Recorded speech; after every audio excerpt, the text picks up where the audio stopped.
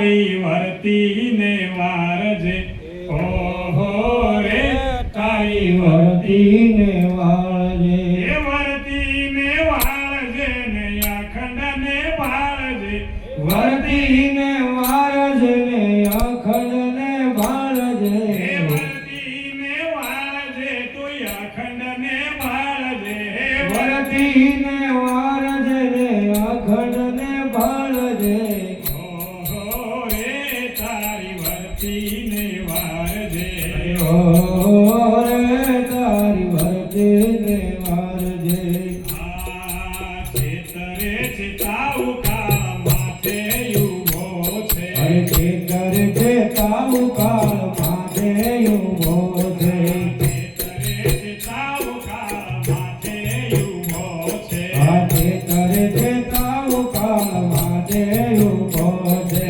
ભક્તિનો ભાતો મોજ છેલ્લો ફેરો છે એ ભક્તિનું બાધું બાજ ફેરો ફેરો છે ભક્તિનો ભાતો મોજ છેલ્લો ફેરો છે એ ભક્તિનું બાધું બાજ ફેરો ફેરો છે ઓહો રે તારી વર્તી ને વાળજે અરે હો રે તારી વર્તી ને વાળજે એ વર્તી ને વાળજે તોય અખંડ ને વાળજે એ વર્તી ને વાળજે તો અખંડ ને વાળજે ઓહો રે તારી વર્તી ને વાળજે એ હો રે તારી વર્તી ને વાળજે ચેતરે ચેતાઉ તો સિદ્ધને મારે ખાય છે ખેતરે જ તાવ તો સુધને માર ખાય છે ચેતરે ચેતાઉ તો સિદ્ધને મારે ખાય છે આ ખેતરે જે તાવ તો સુધને માર ખાય છે એ આદિયા નાદીથી રોય અથડાય છે આદિયા નાદીથી રોય અથડાય છે ઓહો રે તારી વર્તી ને વાળજે સંતોને જ્ઞાની પેલા વિદ્વાનો ગાય છે સંતોને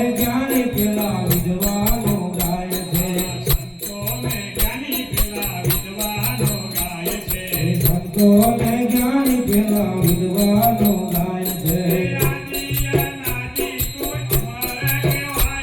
એ આદિયા નાદી તો અમર કહેવાય છે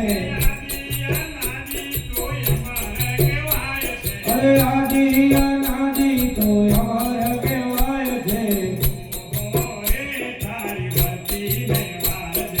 ઓહો રે તારી વર્તી ને વાળજે સંસારનું સુખ એ તો જાનવાનું વીર છે સંસારનું સુખ એ તો જાનવાનું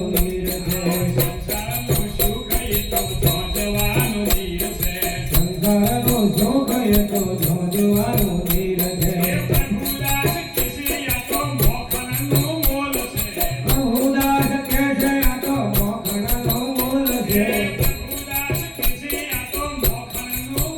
છે પ્રભુદાસ કે છે આ તો માખણનો મોલ છે એ હો રે તારી વર્તી ને વાળજે એ વર્તી ને વાળજે તો અખંડ ને વાળજે ઓહો રે તારી વર્તી ને વાળજે સદગુરુ ભગવાન કી આપણે શું કરવાનું છે વર્તીને વાળવાની છે આપણી વર્તી બહિર્મુખી થઈ ગઈ છે બસ સંસારના કાવા દાવા જ કરે છે આપણી વર્તી ભગવાનમાં લાગતી નથી રાત દિવસ હોમિત્ર જાગે અરે સપનું આવે તો શેનું આવે હા પૈસાનું આવે કો તો ગાડીનું આવે બંગલાનું આવે ધંધાનું આવે નોકરીનું આવે કોક ધન મળી ગયો ધનનું આવે પણ ભગવાનનું સપનું આવે નહીં ભગવાનનું કોક ને આવે કોકને આવે એવા ત્રણ દોસ્તાર હતા જો સપનું આવે એવાની વાત કરું ત્રણ દોસ્તાર ભેગા થયા અને વિચાર આવ્યો કે આપણે દૂધ પાક બનાવો એટલે દૂધ પાક બનાવ્યો અને મસ્ત ધાબો તો આવું ધાબા ઉપર જઈને ચડ્યા. ગરમી હતી આવી ઉનાળા જેવી જ. અને કે આ દૂધ પાક થોડો ઠંડો થાય એટલે પછી આપણે ત્રણે જણા પીએ. અને એવી લહેર આવી ઠંડી ઠંડી વાયરાની. ત્રણ જણા ઊંઘાઈ ગયા. થોડીક વાર થઈ એક જણો જાગ્યો અને એને બરાબર લાગેલી ભૂખ એટલે બધો દૂધ પાક તપેલું ભરીને પી ગયો. કેમ કે ઠંડો થઈને તૈયાર છો તો પીએ એવો. અને પાછો પીને હુઈ ગયો ને પેલા પીએ જાગ્યા એટલે કે ભાઈ હવે ઉઠો જાગો, આપણે દૂધ પાક ઠંડો થયો છે હવે પી લે. એટલે પેલાને જગાડ્યો, પેલો પીને ઊંઘ્યો તો એને જગાડ્યો. અને ત્રણ કે આપણે દૂધ પાક તો પીએ પણ કે મને તો સપનું આવ્યું હતું. પેલો બીજો કે જેવું સપનું આવ્યું હતું કે જો રામચંદ્ર ભગવાન અયોધ્યાથી આ મિથિલા નગરીથી પરણી અને અયોધ્યામાં આવ્યા અને એક અબીલ ને ગુલાલ ને બધા ઉડતી ને ઢોલ ને નગારા ને વાગતા હતા ને થોડા હું પેલો નાચતો હતો. એવું મને સપનું આવ્યું કે વાહ વાહ તમે તો બહુ સારું આવ્યું. બીજો કે મને સપનું આવ્યું હતું કે કેવું આવ્યું હતું કે જાણે હું તો મથુરામાં ગયો અને કૃષ્ણ ભગવાનનો જન્મ થયો ને એ થાળી વાજો વાગતો હતો ને બધો આનંદ ગુલાલ ગોળ વેચાતા હતા ને એમાં હું જાણે આનંદ લેતો હતો. મને એવું સપનું આવ્યું. બેનું સપનું તો પેલો કીધું, પેલો દૂધ પાક પી ઊંઘ્યો તો એને કીધું કે ભાઈ મને એ સપનું આવ્યું હતું કે કેવું આવ્યું હતું કે હનુમાન આયા હનુમાનજી અને મને તો બહેડામાં ધોકો માર્યો અને કીધું કે ઉઠ ઉભો થા અને આ દૂધ પાક બધો પી જા. તે કે હું તો પી કેલો માર્યો બધો દૂધ પાક પી ગયો. પણ પેલા કે તો તારે અમન જગાડવા તો હતા, કેવું તો હતું પણ કે તમે ચમચમ લગાડું, તમે ઠેર હતા અયોધ્યામાં, તમે હતા મથુરામાં, પણ હું તો લગાડું કે આપણે બધા ઓમ ફસવા સાહેબ. આવું થયું છે આ અરે સપના જેવો સંસાર રે મુગ તમે કેમ આવે. સપના જેવો સંસાર રે મુગ તમે કેમ આવે. સપના જેવો સંસાર રે મુગ તમે કેમ આવે. સપના જેવો સંસાર રે મુગ તમે કેમ આવે. માથે ટોપી રહ્યો કાળ રે મુગ તમે કેમ આવે. તારા માથે ટોપી રહ્યો કાળ રે મુગ તને કેમ આવે. પેલા બોધી લેને પાળ રે મુગ તમે કેમ આવે. પેલા ગોદી ને પાળ રે મુગ તને કેમ આવે.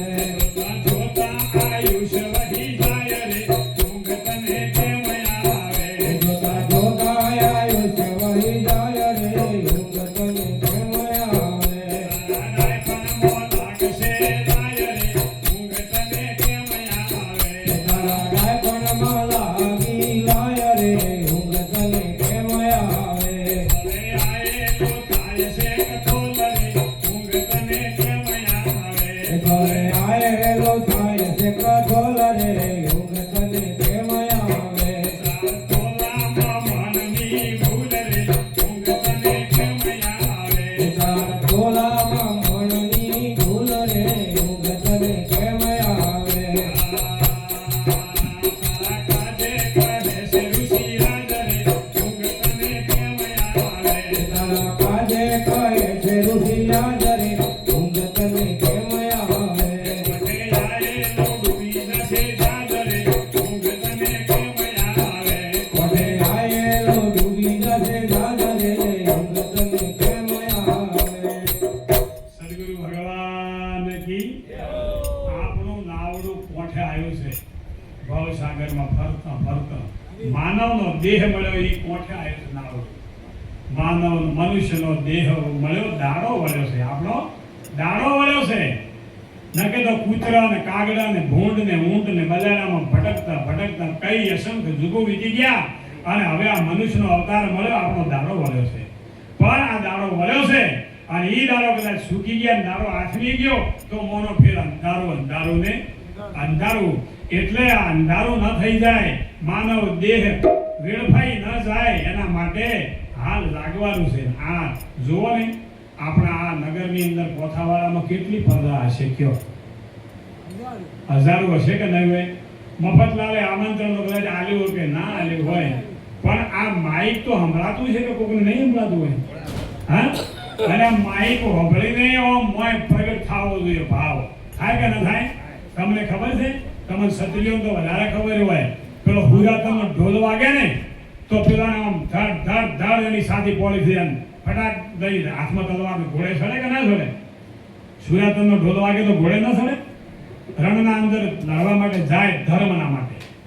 તો એમ અત્યારે આ જુઓ ને, માઇક બોધેલો છે અને આટલો આ વાજિંત્ર વાગી રહ્યો છે અને છતાંય આ મોએ જે બધા અજ્ઞાનથી ગણો કે માયાથી બંધાયેલા ગણો એ જીવોની ઊંઘ નથી ઉડતી. તેનું કારણ શું છે? ફસાઈ ગયા છે જીવો. મોહ માયામાં ફસેલા જીવડાને ભક્તિનો રંગ નથી લાગતો. હરે ગુરુ સંત મારા શબ્દને આ વિરલો વિવેકી નર ઝીલતો. અરે કાળા કપડાને રંગ નથી લાગતો. રંગ લાગે છે ધોળા લુગડે, કાળા કપડાને રંગ નથી લાગતો. કહેશે કે અંશ સભામાં બેસીને બગલો મોતીનો સારો નથી સરતો. 7 દિવસના લોગણ હોય તો કેસરી ઘાસ નથી સરતો.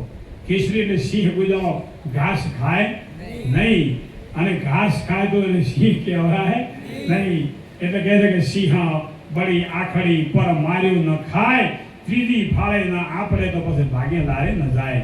સંત સિંહ કા એક મતા, જીવત ही ખાય, ભાવહીન મરકટ દશા, ઉનકે નિકટ ન જાય. સંતનો સિંહનું એક મત હોય. સંતને સિંહ એક મત વાળા હોય, એક જેવા હોય, જીવતાને ખાય. સિંહ કોઈ દાડો મરેલાને ખાય નહીં, તો સંત પણ કોઈ દાડો મરેલાને ખાય. આ તો જીવતા હોય ને ખાય. શું ખાય? કોઈની મોજ માટે ન ખાય, પણ જેના અંદર કામ ક્રોધ લોભ મોહ જીવતા હોય એને ખાય. એને ખાઈ લે, એને સંત કહેવાય. એટલે આપણે ઈ કામ કરવાનું છે. આપણા અંદર જે કામ ક્રોધમાં જીવતા બેઠા છે, લોભ લાલચમાં જીવતો બેઠા છે, આશા તૃષ્ણામાં જીવતો બેઠા છે, એને ખાઈ જવાનું છે.